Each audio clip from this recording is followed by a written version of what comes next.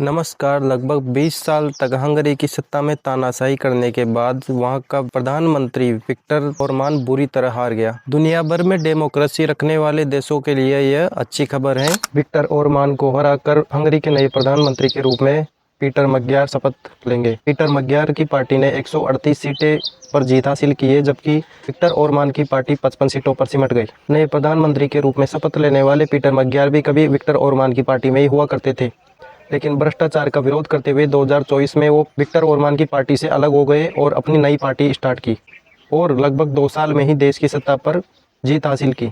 इस वीडियो में हम आपको बताएंगे कि विक्टर ओरबान ने किस किस तरीके से मीडिया, विपक्ष और कोर्ट को अपने कब्जे में कर लिया और लगभग 16 साल तक सत्ता पर तानाशाही करके बैठ गया। इस वीडियो से आपको सीख भी मिलेगी कि जब आप सरकार से सवाल करना बंद कर देते हैं तो इस तरह का तानाशाही मजबूत हो जाता है और वह अपनी पकड़ भी मजबूत कर लेता है। आगे हम बताएंगे कि विक्टर ओरबान ने किस तरह से विपक्ष, मीडिया, कोर्ट इन सबको लगभग खत्म कर दिया। 2010 में सत्ता में आते ही उसने पहले 9 दिन में संविधान में बहुत सारे संशोधन कर दिए। मीडिया अगर उससे सवाल करेगा तो उनकी विज्ञापन की पेमेंट रोक दी जाएगी, उनको विज्ञापन नहीं दिया जाएगा। जो मीडिया कंपनी उसके खिलाफ छापने की कोशिश करती थी या छाप देती थी तो उनका विज्ञापन रोक दिया जाता था और उनके माध्यम में तरह तरह की अड़चनें पैदा कर दी जाती थी।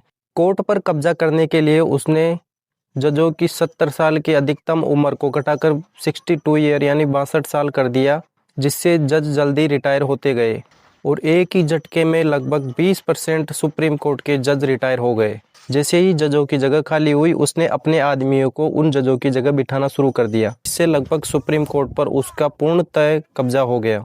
मीडिया और कोर्ट पर कब्जा करते ही विपक्ष को अपने आप खत्म हो गया। जो विपक्षी नेता उसके खिलाफ आवाज उठाता था उसको जो वह जेल में डाल देता था और इस तरह से वह हंगरी की सत्ता में पूर्णतः तानाशाह बन गया था। आपको ये बताना जरूरी हो जाता है कि हम हंगरी की बात कर रहे हैं, इंडिया की नहीं। ये बातें आपको भारत से मिलती जुलती लग सकती है। अगर आपको ये बातें भारत से मिलती जुलती लगती है तो ये सिर्फ एक संयोग हो सकता है।